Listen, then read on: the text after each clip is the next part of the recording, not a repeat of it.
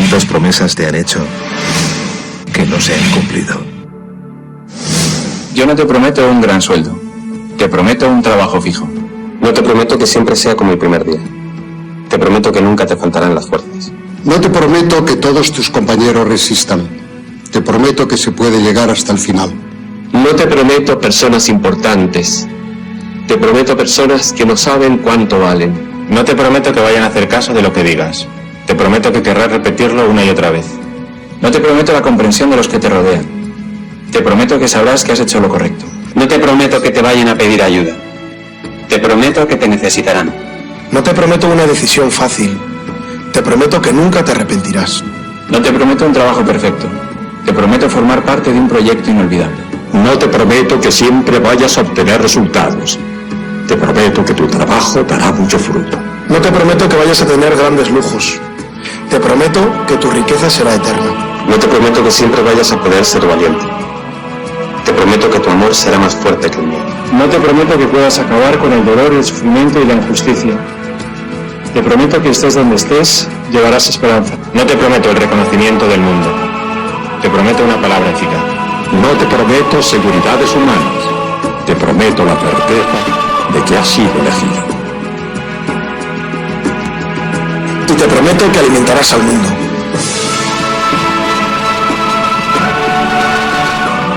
Unirás corazones. Acompañarás a los que sufren. Confirmarás a los que quieren ser fuertes. Experimentarás con ellos la verdadera alegría. Sumergirás a los hombres en la verdad. Y serás sacerdote, testigo de Jesucristo.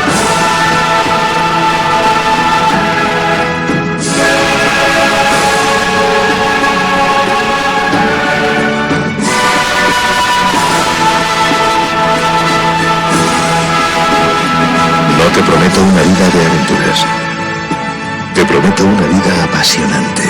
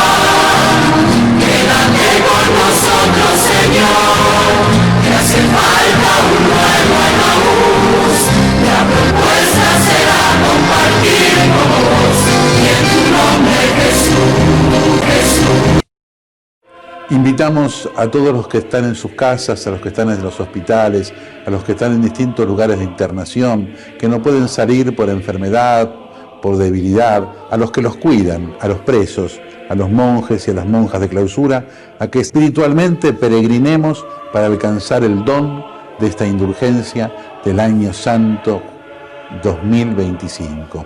En el nombre del Padre, y del Hijo, y del Espíritu Santo. Amén. Pidamos perdón juntos. Señor, ten piedad. Cristo, ten piedad. Señor, ten piedad.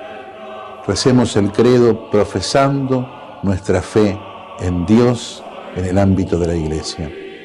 Creo en Dios Padre Todopoderoso, Creador del cielo y de la tierra, y en Jesucristo, su único Hijo, nuestro Señor, que fue concebido por obra y gracia del Espíritu Santo.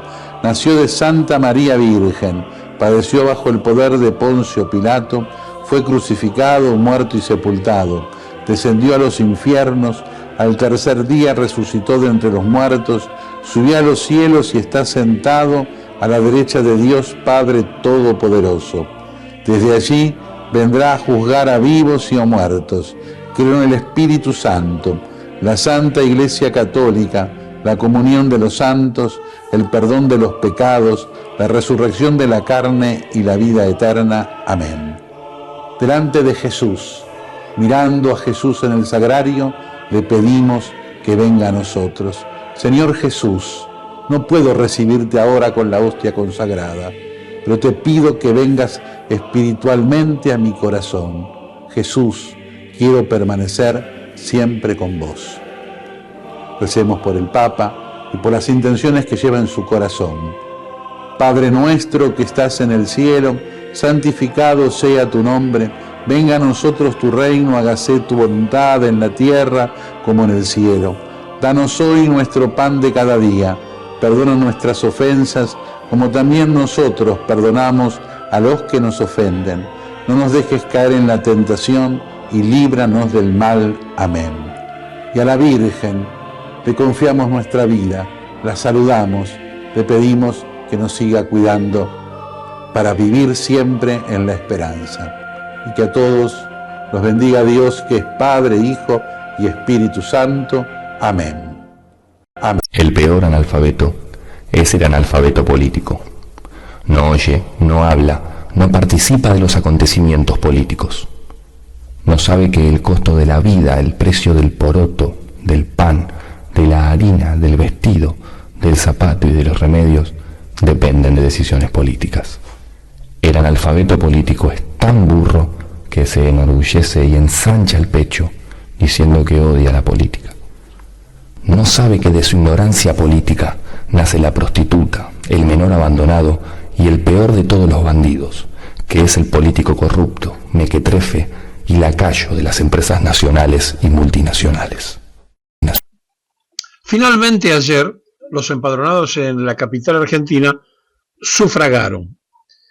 Y otra vez, la noticia es el bajo porcentual de votantes que ha tenido la elección porteña, que no es distinto al mismo bajo porcentaje que se dio en las provincias que ya tuvieron también elecciones parciales. Y esto es la noticia de la jornada. 40 años después de un ejercicio de la democracia, parecería ser que hay una tremenda pereza en la sociedad. Si descomponemos la sociedad en el análisis, que mucha gente que luchó por la democracia ya son adultos mayores que no tienen obligación de ir a votar, y si contamos a los jóvenes desprovistos de un interés en la política porque nada lo atrapó ni lo atrajo de ese sector, vamos a encontrarnos entonces que el promedio de los que fueron a votar es digno de analizarse en un tiempo y en un futuro. Pero vayamos a algo que es muy grave.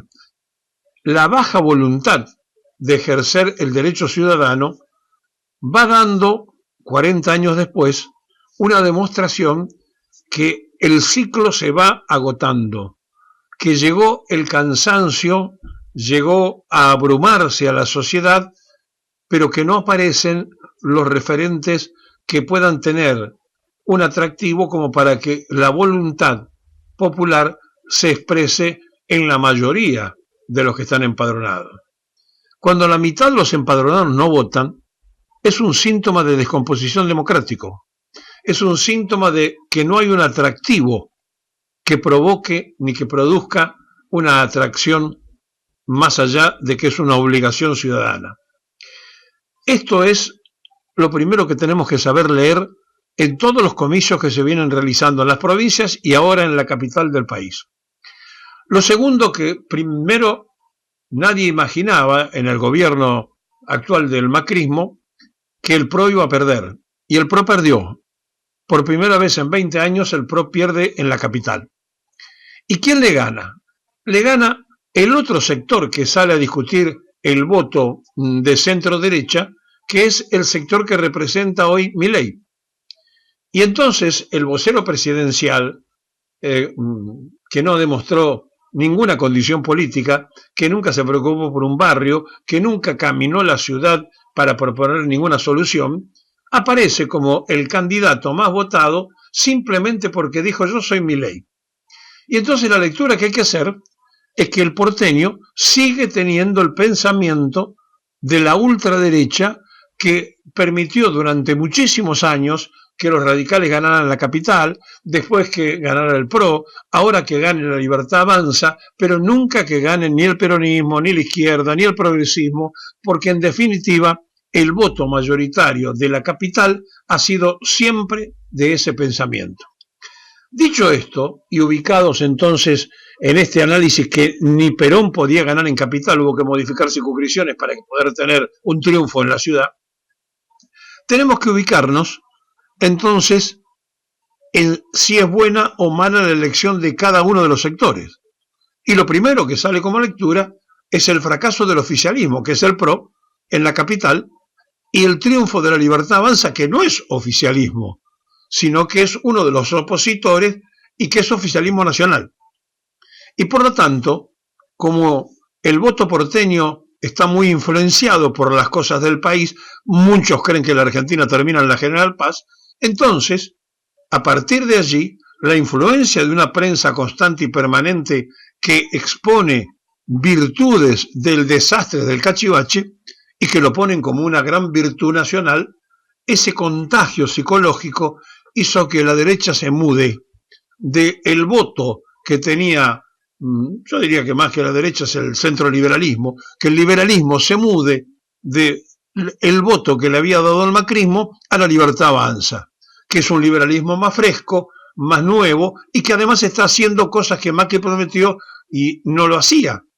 Es decir, Milei fue a fondo con las mismas ideas que tienen los que alguna vez votaron a Mauricio Macri en la ciudad y en la nación. Dicho esto, y hecha esta lectura, nos tenemos que dar cuenta entonces que no ha variado casi nada el porteño empadronado, que ha votado constante y permanentemente cosas diversas al populismo. Nunca estuvo de acuerdo ni con el peronismo, ni con la izquierda, no, nunca le dio ese voto. Y cuando le dio el voto al alfonsinismo, también había una discusión entre un sector más de la izquierda del radicalismo con un sector más de la derecha, pero en definitiva siempre pasó lo que estamos comentando.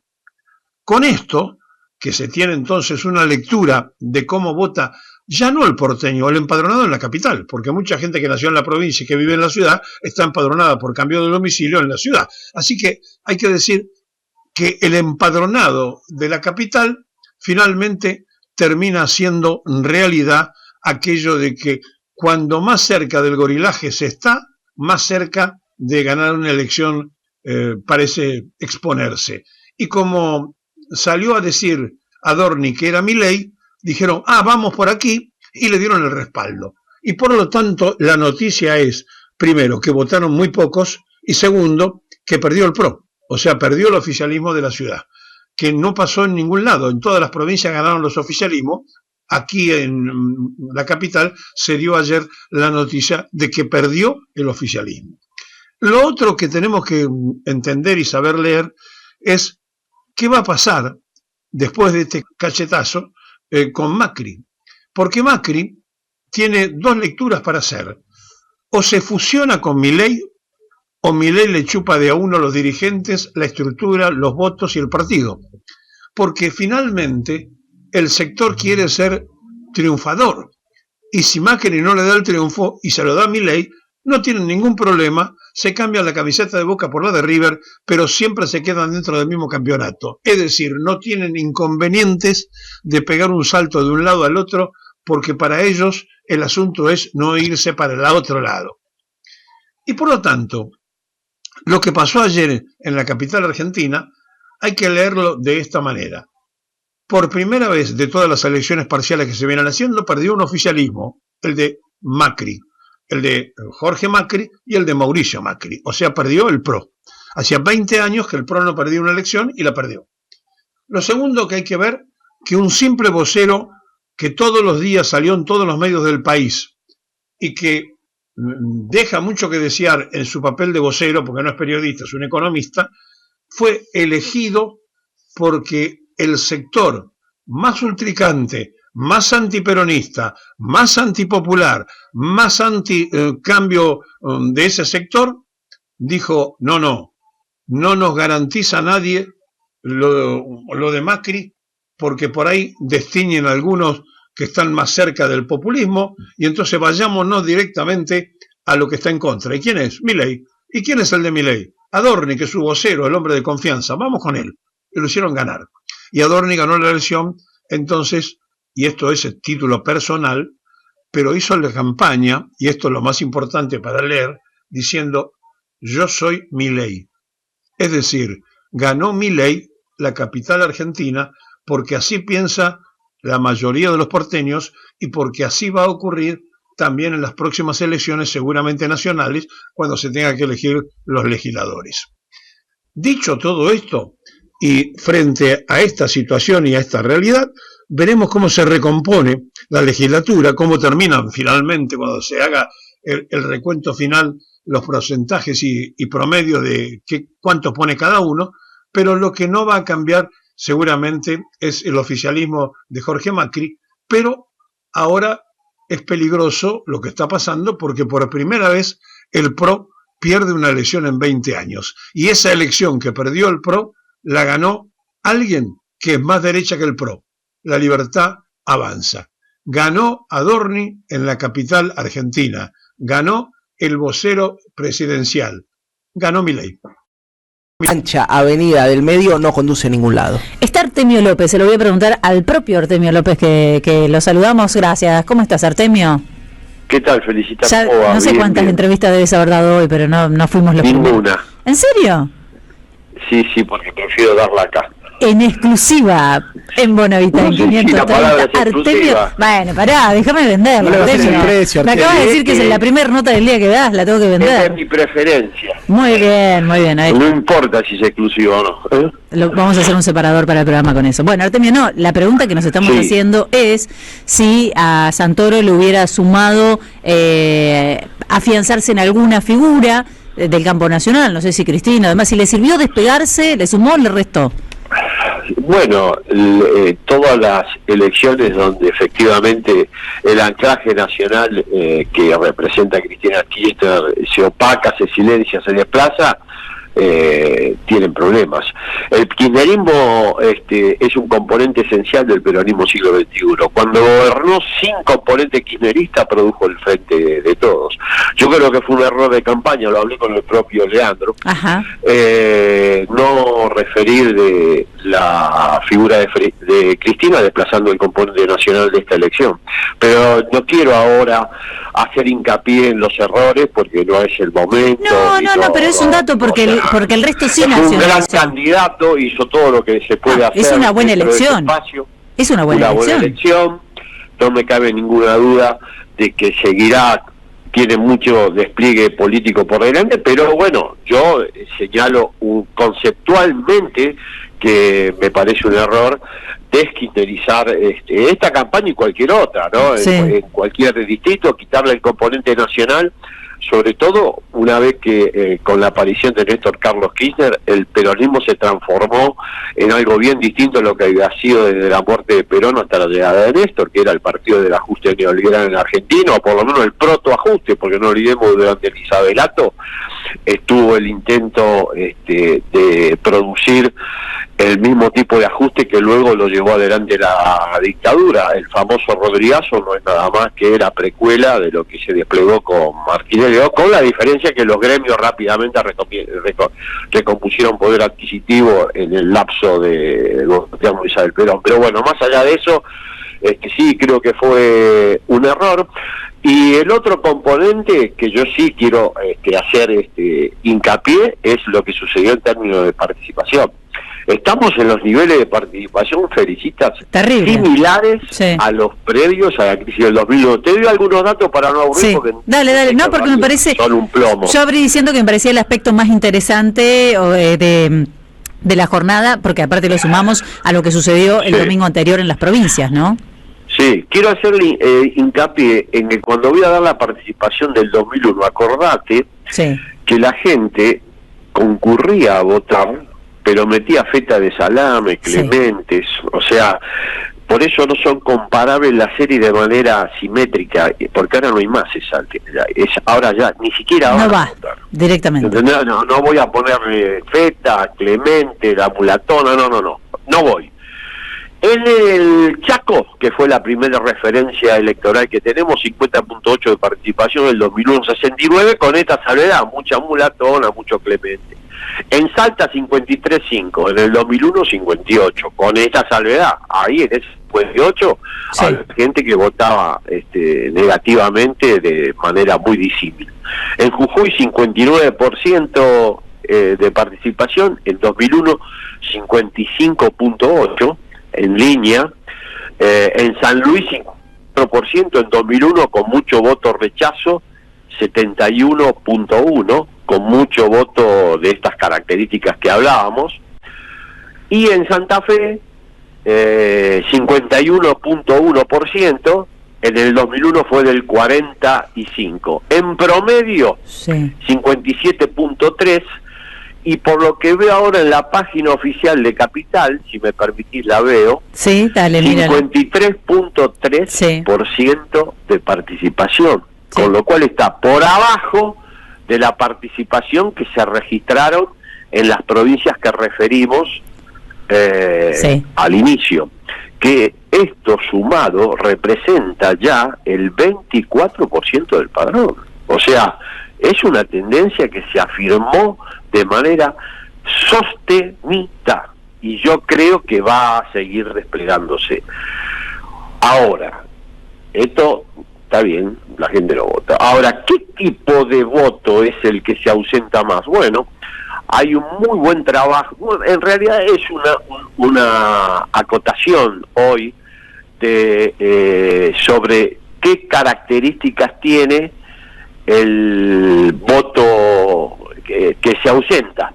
Te voy a dar efectivamente, quiero en esto ser muy específico, porque cada uno debe ser propietario de su propio hallazgo.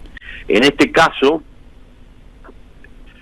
el que mostró en base a la elección en Capital, que vamos a sacar una nota y vamos a ir a contradictorial, no sobre este tema solamente, sino sobre la elección a Capital, fue, es muy difícil el apellido, por eso no me acuerdo el nombre exactamente, es Daniel Steingart, no sé si lo tenés, Steingart, que trabaja, es un sociólogo muy importante, que trabaja en la Fundación Fundar, Daniel Steingart, espero que me disculpe si pronuncio muy mal el apellido.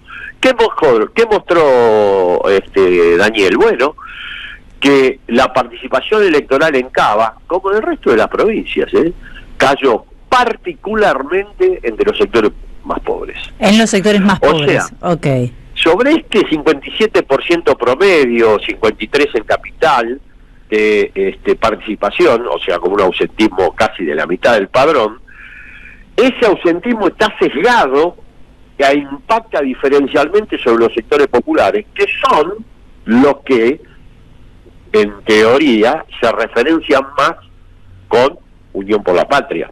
En el caso de Provincia de Buenos Aires, con el actual oficialismo.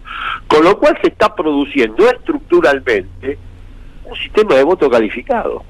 Porque acá está participando en términos de sistema de preferencias con mayor identidad los sectores medios y medios altos. O sea, el sistema de representación solito está volando hacia arriba de la pirámide social.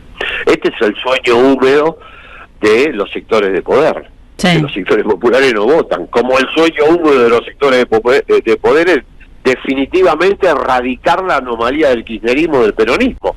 Bueno, lo dijo, vos te acordás, mejor que yo, el ex embajador Stande dijo, armen una coalición, 70 afuera, el 30 lo dijo Larreta, el 30 no tiene que estar, el 30 sabe quiénes eran, los que efectivamente construyeron junto a Néstor y Cristina una alternativa popular democrática en Argentina después de décadas de neoliberalismo. 3 décadas hubo que revertir en el año 2003 de el sistema que quieren volver a reinstalar, obviamente que está expresado hoy con toda claridad y crueldad en el actual gobierno nacional. Por lo tanto, conclusión, alejarse de Cristina no da resultado, desnacionalizar no da resultado, el voto negativo, la no participación, efectivamente ya es un fenómeno estructural que se instaló. Yo creo que hay por lo menos 4 puntos que explican ya cualitativamente esto: es el agravamiento de la inequidad distributiva, la pobreza y el empobrecimiento masivo, las duras condiciones de existencia de un sector muy importante, el más vulnerable de la sociedad argentina, que se desentiende de la cuestión electoral. Ahora ahí tengo un mapita, Artemio, ahí Jair también lo estás viendo, en donde por comunas está la participación. Y la verdad que yo lo veía, me quedo con este análisis que vos hacés, pero yo la miraba hoy y veía algunas, la zona sur con participaciones en algunos casos del 59% y en otros del 45%, y la zona norte tenés comunas donde votaron el 41%, el 46%, está como medio mezcladito. Las variaciones electorales entre 2023 y estas legislativas como tendencia muestran que efectivamente los que tienden a ausentarse, y vos si analizás el resto de las elecciones provinciales te vas a dar cuenta que es así. Además lo sabemos desde los 90. Los sectores populares. Son los sectores populares. Enojados, decepcionados. No quiere decir esto que no haya algunas comunas donde esta tendencia se pueda quebrar. Pero en perspectiva vamos a un sistema de selección que sesga hacia arriba, de preferencias electorales. Mayor ausentismo en los sectores populares. O sea, esta es la tendencia estadística desde, vuelvo a insistir, las elecciones generales del 2023 a las legislativas del 2025. Es un hallazgo de Daniel Stilwell, que hoy está publicado en Twitter. Hoy hizo un Twitter muy interesante, por eso lo tomé yo. Perfecto. De la Fundación Fundar, él participa de ese grupo, por lo tanto insospechado de kirchnerismo, de nada. Esto es simplemente un argumento estadístico. Te decía que hay 4 temas: el agravamiento de las condiciones materiales de existencia de un sector amplio de la población que obviamente provoca este efecto de desentendimiento. Después, la tupacamarización del territorio nacional, donde las regiones que son atractivas para la extracción de recursos cobran autonomía creciente respecto a la unidad jurídica, política y socioeconómica nacional. Prácticamente se comportan como enclaves, y lo estamos viendo en las elecciones provinciales, donde el plexo nacional se ha perdido de una manera decisiva. Después, la pérdida de soberanía nacional como nunca antes. Vos viste lo que hizo Cristóbal. Ya no solo el FMI es un dispositivo de control socioeconómico como lo fue históricamente, por algo Perón y Néstor no participaron de ese festival. Se lo sacaron de encima en el caso de Néstor, fue claro, y Perón jamás ingresó. Pero ahora ya no solo diseñan la política económica, sino dicen a quién hay que votar. Sí, claro, ya se metieron directamente en la campaña, sí. Este conglomerado de cosas, empobrecimiento de las condiciones materiales, la tupacamarización y la pérdida del plexo nacional en las elecciones, más la pérdida de soberanía y la injerencia de organismos de control extemporáneos, extranjeros, en la orientación del voto, provocan la cuarta, que yo creo que es la más importante y la que hay que analizar: la certeza en muchos sectores de la población, pero en particular en sectores más castigados, de que se elija lo que se elija, acá no pasa nada. El resultado es el mismo, sí, es terrible. No hay nada trascendente que va a ser decidido por la dirigencia. Y yo creo que entonces, con todos estos componentes podemos tener una pista acerca de lo que está sucediendo, no para describirlo por radio y decir, mirá, sino para poder cambiar esto. Sí. Vamos a una elección clave, provincia de Buenos Aires, donde gobierna el oficialismo, que es la oposición a nivel nacional, el gobierno de Axel Kicillof. Sí. Bueno, es importante que se tomen determinaciones que puedan intervenir en esta tendencia. Necesitamos impedir que el ausentismo se instale con la misma fuerza que se viene instalando en otros distritos de provincia de Buenos Aires, porque sabemos que perjudica al actual oficialismo, porque son los electores que normalmente se identifican con Unión por la Patria, los que tienden a ausentarse. Se necesita obviamente entonces herramientas de gestión para que eso se pueda frenar o por lo menos atenuar o morigerar. Es un gran distrito, votó el 23% hasta acá. En provincia ya va a votar otro 38%. Hay que evitar que eso se produzca con herramientas de gestión. Mi perspectiva es que el haber desdoblado la elección contribuye efectivamente a que la fragmentación y la ausencia de participación se potencien. Fue una muy mala decisión y la falta en esta perspectiva de análisis. Espero que se pueda revertir con herramientas de gestión. Tenemos poco tiempo y acá no está en juego una gobernación, una figura, 2 o 3, acá está en juego el destino de la patria. Sí, es dramático, sería dramático que pierda la provincia de Buenos Aires. Súmate, Jair. Pero por supuesto, es que no cabe ninguna duda de que sería un golpe de gracia para el despliegue del proyecto popular democrático, que con tanto esfuerzo se inauguró a partir del año 2003. Néstor Carlos Kirchner se inmoló por ese proyecto. Así que bueno, esto quería decirlo. No hay responsabilidades individuales, no se puede señalar a un candidato u otro, eso sería de muy baja volumen de análisis, porque acá no hay responsabilidad. Lo que hay que cortarla así, como hoy lo escuchaba Nicolás Vilelli, me parecía muy bueno, es con este tema de la crueldad y acariciar perritos. Acá no pasa por lo emocional que ahora está de moda. No. Revisemos estas circunstancias, veamos qué está pasando en términos de condiciones materiales de existencia, observemos la fragmentación, veamos qué pasa con la participación y tratemos de resolver esto lo más rápido posible, sobre todo en un distrito tan clave como el que se avecina, que es provincia de Buenos Aires. Ojalá lo logremos. Artemio, ¿cómo estás? Jair Sibel te saluda. Te quiero preguntar por el gran derrotado de la jornada, que es Mauricio Macri y el PRO. ¿Cómo lees la elección del Partido Amarillo, que hace 20 años venía arrastrando, aplastando rivales con topadora en la ciudad de Buenos Aires y ahora quedó tercero muy cómodo?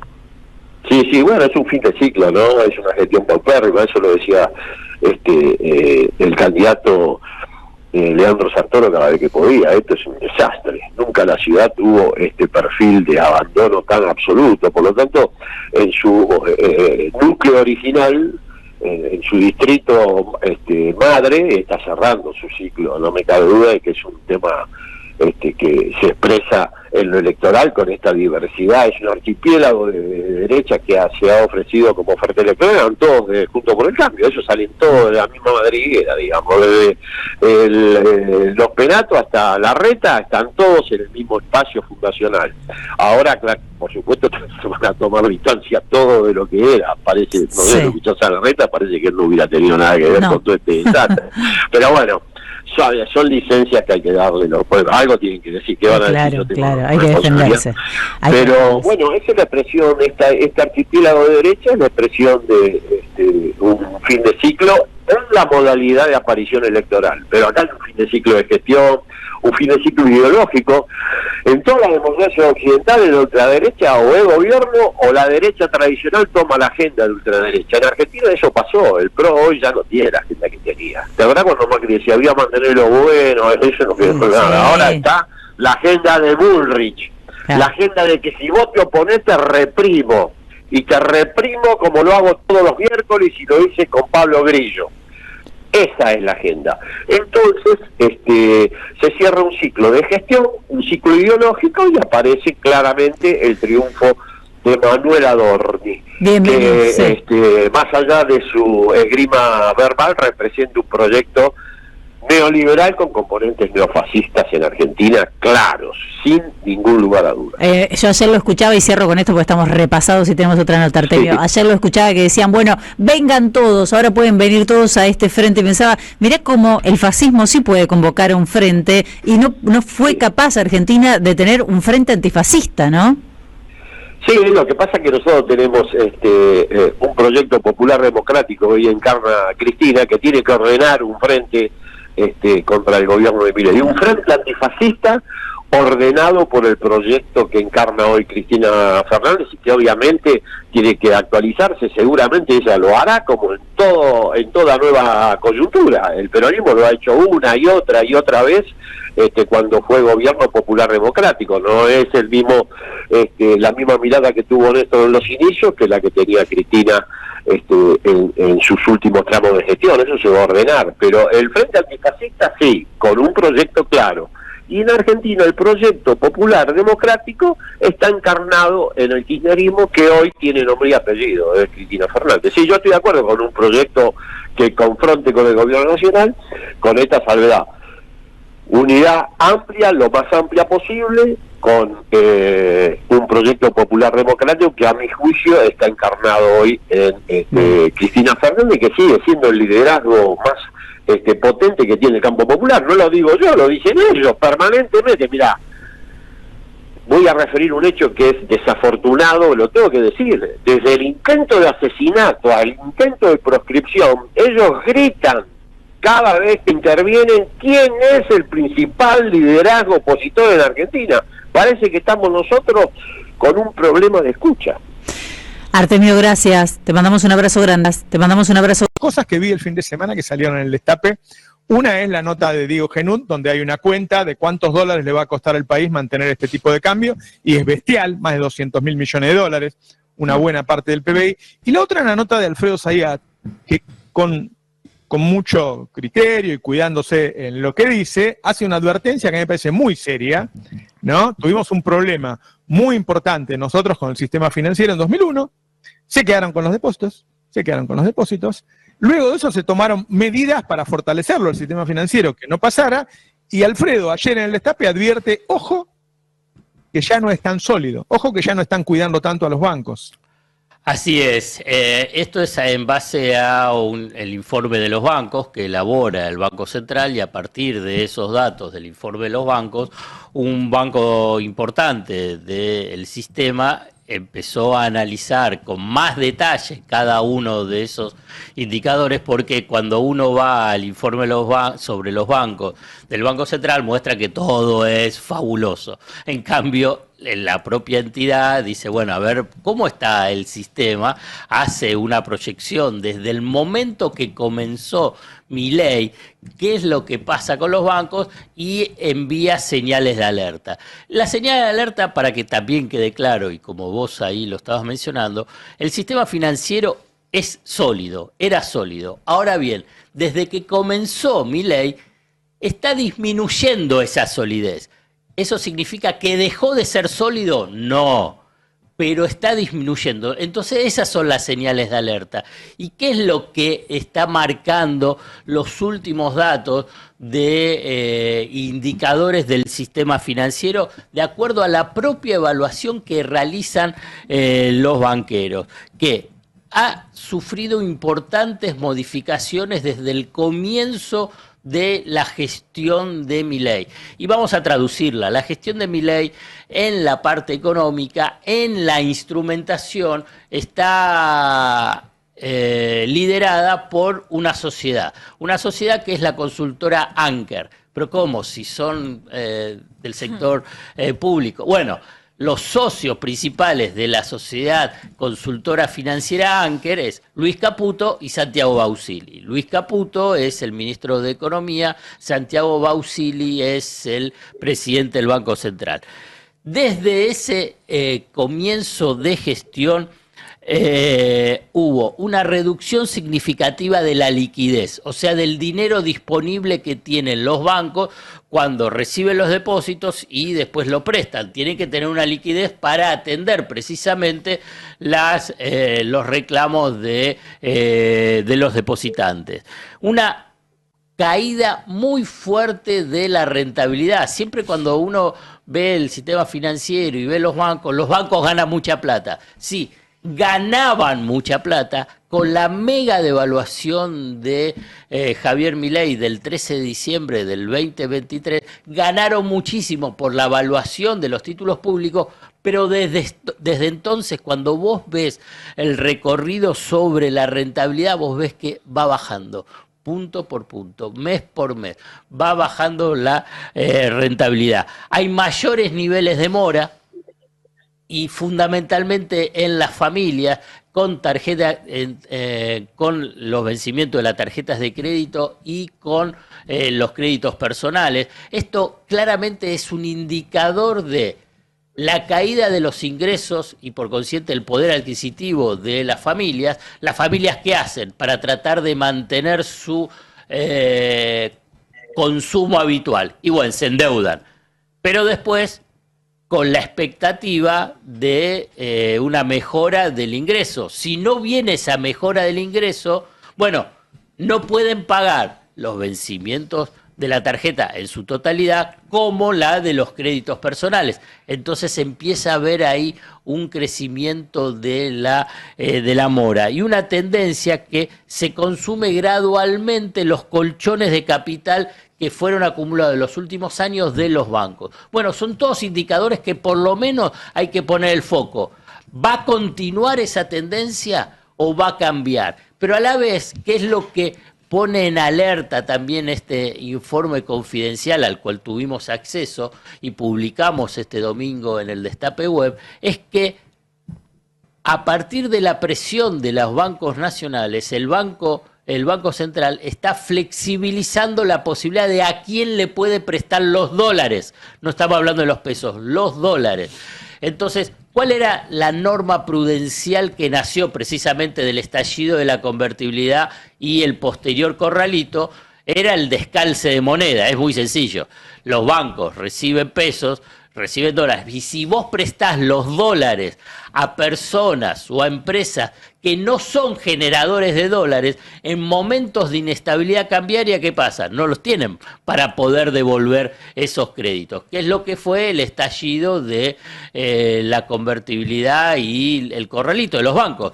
Prestaban dólares, por ejemplo, créditos hipotecarios a las personas, pero las personas no ganaban en dólares. Entonces, cuando hubo una fuerte devaluación, no tenían los dólares para pagar esos créditos. Entonces ahí es donde se desmorona el sistema financiero. ¿Qué es lo que está flexibilizando ahora el Banco Central? Y hay que poner ojo muy fuerte sobre ese punto, que los bancos puedan prestar dólares a las personas o empresas que no tengan actividades que generen dólares. O sea, están generando el mismo problema de lo que fue la convertibilidad. No en forma masiva como fue la convertibilidad, pero sí en abriendo esa puerta. Bueno, todo eso pone en alerta al sistema financiero. Simplemente también hay que ver que lo hace, sí. Además, otra vez, con un dólar muy barato. Entonces vos le prestás a una persona que gana en pesos, que puede ser un particular o una empresa que vende en pesos, acá consumo interno, le prestás dólares y el dólar vale 1.000 pesos. El día que se va a 3.000 de golpe, porque esto explota, porque no se puede sostener más en 1.000 y entonces explota de golpe, hace un movimiento, digo, si se va de 1.000 a 3.000 en Argentina en 4 años no es nada. Si se va de 1.000 a 3.000 el día que explota, no lo pueden pagar. Entonces, como ellos no pueden pagar, el banco no puede devolver los dólares. Yo lo quería unir esto, y recordé cuando leí tu nota, a todo lo que se va comiendo el gobierno en muy poquito tiempo para mantener el dólar bajo y la inflación baja. Es decir, dejó de hacer obra pública. Algún día hay que hacerla la obra pública. Estamos comiéndonos el capital de la próxima generación. La próxima generación va a tener que hacer el doble de obra pública para hacerlo. Se nos van los científicos. Una nota extraordinaria de Nora Bar también el fin de semana contando lo que está pasando con la ciencia y cómo se están yendo los científicos de nuevo. Sí. Bajamos el nivel de las universidades, bajamos el nivel de los... Nos estamos comiendo capital de muchas maneras posibles. En este caso nos estamos comiendo el capital que significa un sistema financiero sólido. Y por eso yo decía, y todo eso para llegar a una elección y sacar 30 puntos, o si lo contás sobre la base total, 15. Es demasiado esfuerzo de una sociedad para que un tipo gane una elección de una manera que uno dice, ¿y esto es todo lo que tenés? Semejante costo, hasta pones en peligro el sistema financiero. Hace muy bien, digo, en ser cauto, decir, todavía es sólido. Sí, bueno, pero estás haciendo todo, es como si yo gasto poco en los frenos del auto, ¿viste? En un montón de cosas que un día voy a necesitar. Bueno, el día que agarre una curva y ya no va a estar, listo.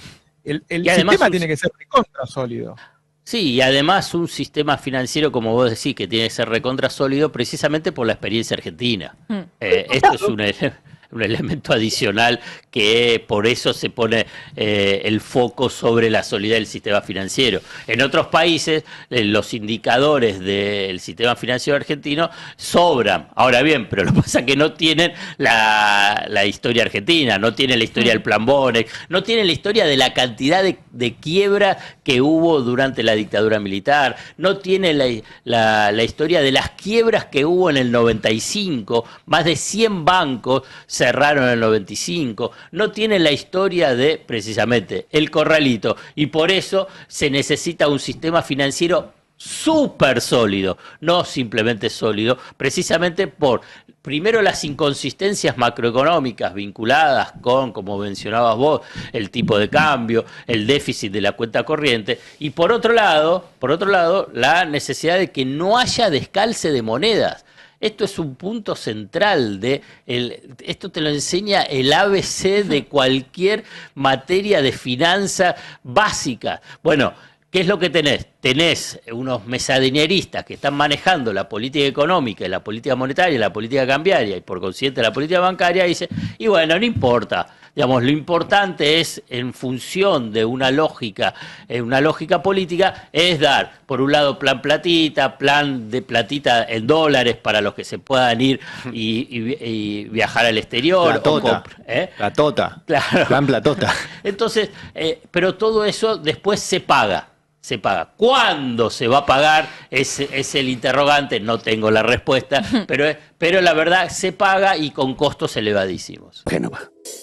China y los países de América Latina y el Caribe son miembros importantes del sur global. La independencia y la autonomía son nuestra gloriosa tradición. El desarrollo y la revitalización son nuestro derecho inherente y la equidad y la justicia son nuestra búsqueda común. Con estas palabras, el presidente chino Xi Jinping saludaba a las delegaciones de la comunidad de estados latinoamericanos y caribeños que se hicieron presentes en Pekín para participar del foro China-CELAC.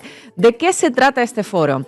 Una instancia diplomática que reúne a los 33 estados miembros de la CELAC junto con China. Esta edición generó muchos titulares, pero en realidad tiene más de 10 años ya. Se creó en 2014 como resultado de la intensificación de las relaciones entre la potencia asiática y las naciones latinoamericanas. En esta ocasión, las presencias más destacadas fueron las de los presidentes de Brasil, Luis Ignacio Lula da Silva, de Colombia, Gustavo Petro, y de Chile, Gabriel Boric. El viaje de los mandatarios latinoamericanos se inscribe en el marco de un peregrinaje cada vez más intenso de jefes de Estado y de delegaciones de menor jerarquía hacia Pekín. Un peregrinaje que se está acelerando desde que Donald Trump, el cowboy o el pandillero, ustedes elijan, volvió a la Casa Blanca. Los motivos de la atracción de Pekín no son difíciles de entender. En Washington, las órdenes y los malos modales están a la orden del día y las amenazas van ganando lugar. Pregúntenle a Zelensky cómo se siente al visitar el despacho Oval. Pregúntenle. La contracara es un amable Xi Jinping diciéndole a las delegaciones latinoamericanas que 10 años después el foro ha crecido desde un retoño hasta convertirse en un árbol imponente. Más allá de las bonitas palabras, las cifras avalan el relato. El año pasado, el intercambio comercial entre América Latina, el Caribe y China superó los 500.000 millones de dólares. Desde el año 2000 se multiplicó por más de 40. Además, más de 20 países se han unido ya a la iniciativa de la Ruta y la Franja. El socio comercial más importante para la mayoría de las economías latinoamericanas fue por décadas Estados Unidos, pero ya no es tan así. China es el socio principal para todos los países de Sudamérica, con excepción de Colombia y Ecuador, y parece ser solo una cuestión de tiempo que se vea superado también en esos países, ya que el intercambio con la República Popular crece aceleradamente. Dentro del subcontinente, el caso más destacado es el de Brasil. La balanza comercial supera ya los 190.000 millones de dólares y la intensidad de la relación genera nudos de dependencia mutuos. Un ejemplo, Brasil exporta casi 53.000 millones de dólares en productos agrícolas. Por su parte, para China, esto representa el 24% nada menos de sus importaciones en ese rubro. Un posible deterioro en las relaciones generaría para Brasil un enorme dolor de cabeza a la hora de colocar sus mercancías en otros destinos, y para China crearía todo un problema de abastecimiento alimenticio. Así es, también se observa una sintonía política cada vez más fina entre Lula y Xi Jinping. Antes de partir hacia Pekín, Lula desde Moscú lanzó un dardo hacia la Casa Blanca. Escuchen. A gente quer tratar com muito respeito os Estados Unidos, porque temos 200 anos de relações diplomáticas e queremos ser tratados com muito respeito. O Brasil não quer ser melhor do que ninguém, mas o Brasil não aceita ser pior do que ninguém. O Brasil, no mínimo, quer ser tratado em igualdade de condições. Brasil quiere ser tratado con respeto. No somos mejor que nadie, pero tampoco somos peor que nadie. Un mensaje para los que todavía lo consideran su patrio trasero.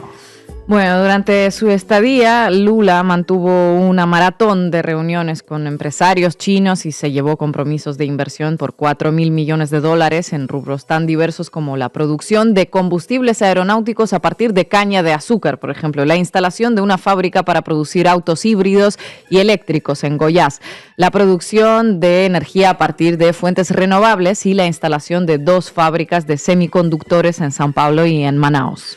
Vale la pena señalar la divergencia entre las agendas. Mientras Trump impulsa la producción hidrocarburífera con su eslogan "Drill, baby, drill", China aumenta el énfasis en las energías renovables. El cambio climático apareció también en la declaración final del foro, que incluye una condena de la libertad de mercado que arrasa el planeta en pos de ganancias para las transnacionales, y también rechaza la injerencia en los asuntos internos de otros estados, las amenazas y el uso de la fuerza en las relaciones internacionales, así como la imposición de medidas coercitivas unilaterales, le hace sanciones o aranceles. El documento habla de la necesidad de una, cito literal, globalización económicamente inclusiva y mutuamente beneficiosa, y de una gobernanza económica global que aborde las prioridades compartidas de todas las naciones, en particular las de los países en desarrollo.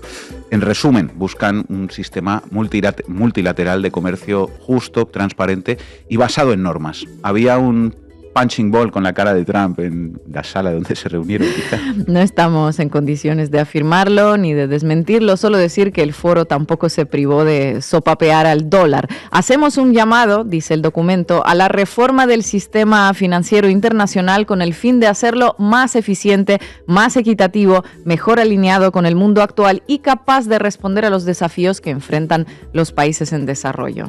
El documento fue firmado por casi todos los países. Hubo una excepción, un buen alumno de Trump en la sala. ¿Quién será? Bueno, desde luego que Lula, Petro y Boric no. Nicolás Maduro menos. Yamandu Orsi tampoco. Tal vez Javier Milei. Correcto. Argentina envió una delegación de tercer nivel y a pie de página en la declaración hay un asterisco que dice: la República Argentina estuvo ausente del plenario ministerial en la 4ª reunión del Foro CELAC-China y no participó en la adopción de estos documentos. Desde la asunción de la presidencia por parte de Javier Milei, la política exterior argentina se subordina a sus caprichos ideológicos y, bueno, así le va. La famosa lluvia de inversiones prefiere Brasil, aún gobernada por el zurdo empobrecedor de Lula, mientras Milei se seca en el desierto de su pensamiento ultracapitalista y en el afán de abrazarse a una potencia todavía muy poderosa, pero que parece en declive. Por cierto, mientras Lula estaba en China, a Brasil llegó una delegación de la potencia en declive. ¿Y a quién mandó Washington a Brasil? Bueno, escuchen esto. Al coordinador de sanciones, repito, coordinador de sanciones del Departamento de Estado, David Gamble, fue a evaluar si Estados Unidos imponía sanciones contra el juez de la Corte Suprema, Alexandre de Moraes, que lleva el caso contra Jair Bolsonaro por golpismo. Trump echando una mano a su amigo Jair Bolsonaro para que no pise la cárcel. En el foro China-CELAC también tomó la palabra el presidente de Colombia, Gustavo Petro, y habló del contraste entre el diálogo de civilizaciones que propone China con la guerra que propugna Washington. Lo escuchamos. Pero si miramos ese mapamundi desde otra perspectiva, no en el eje vertical, sino en el eje horizontal, aún manteniendo el ego, nuestros países en el centro del mapamundi, indudablemente a derecha e izquierda tenemos un mundo por ganar, un mundo con quien dialogar. ¿Cómo se mira aquí el diálogo entre civilizaciones mientras las Américas deciden algún día integrarse? Ese diálogo horizontal, que no vertical, puede estar libre de autoritarismos, de imperialismos, del tú a tú entre civilizaciones, y indudablemente papel fundamental jugarían de un lado Europa y África, del otro China y el Asia.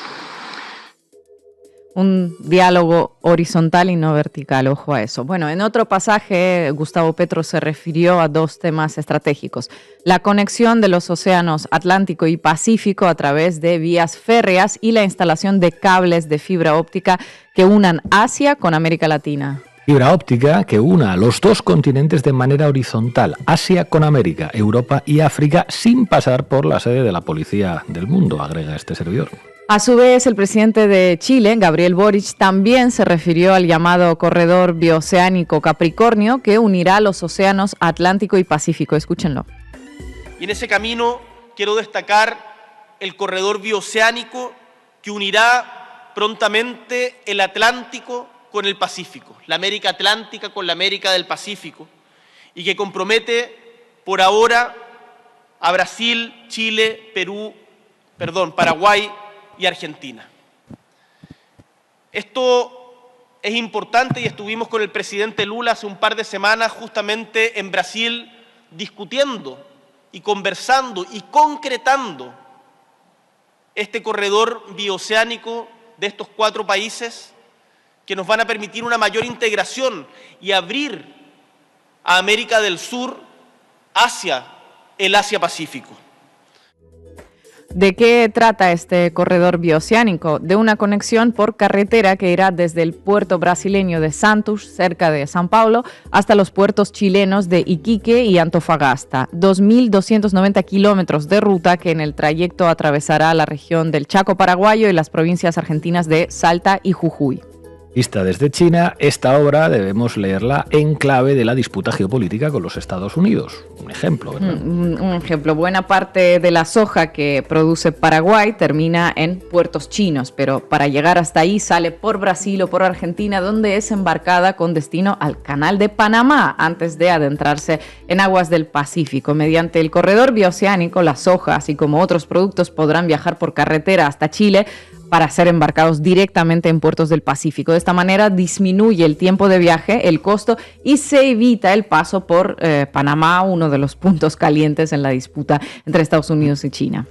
Paraguay, pero también Brasil y Argentina son grandes exportadores de cereales a China. Brasil también exporta hierro y petróleo, Argentina carne vacuna, y para Chile, China es el principal comprador de cobre. Así es. Una de las características que tiene el comercio entre China y América Latina es su matriz primaria desindustrializada, ¿no? Es una cualidad que suelen destacar los críticos de China, que sin embargo no suelen mencionar que lo mismo ocurre en el comercio de la región con Estados Unidos o con la propia Europa.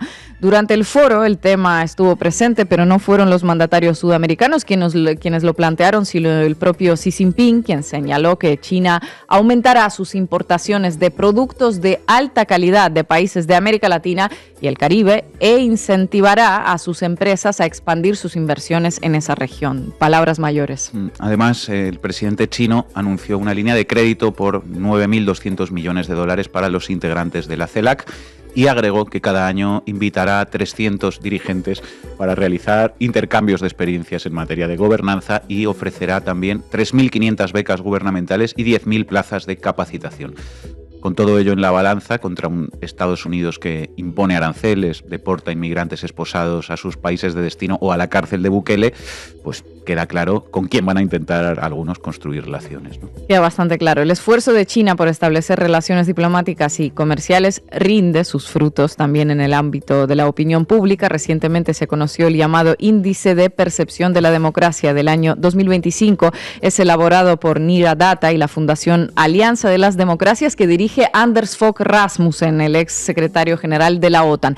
Y escuchen, por primera vez la imagen positiva de China en el mundo supera a la de Estados Unidos. En el mapa pueden observar que en el caso de América Latina, Estados Unidos tiene mejor imagen que China en solo 4 países. Brasil, que como sabemos tiene un poderoso movimiento de ultraderecha y evangélico también. Honduras, Costa Rica y República Dominicana. En este otro gráfico podemos ver la evolución del índice, el desplome de Estados Unidos desde el ascenso de Donald Trump, el aceleramiento del ascenso de China y también, sorpresa, la denostada Rusia está cerca de superar la imagen positiva de Estados Unidos. Será culpa de los que hablamos en cirílico, claro. Será, así debe ser. Finalizamos con una noticia que tanta falta hace en esta época en la que la deshumanización avanza, aunque no tenga que ver con el foro de la CELAC. El país con peor imagen, según este índice en el mundo, es el más ferviente impulsor de la deshumanización. El país con peor imagen en el mundo es el que debe ser, en mi opinión, el Estado de Israel. Pues una buena noticia que el país con peor imagen en todo el mundo sea Israel. Gracias, Ina. El BRICS representa una oportunidad histórica para dar voz a los excluidos del sistema político y económico global, y por eso es tan relevante. Estoy convencido de que en julio Brasil acogerá la mejor cumbre del BRICS desde su creación. En el seno del bloque debemos debatir temas clave como la economía, el desarrollo y el cambio climático. Si las advertencias científicas sobre el calentamiento global son ciertas, los países deben tomarlas en serio y definir compromisos claros. Queremos decisiones concretas que nos permitan cambiar el rumbo de la geopolítica mundial.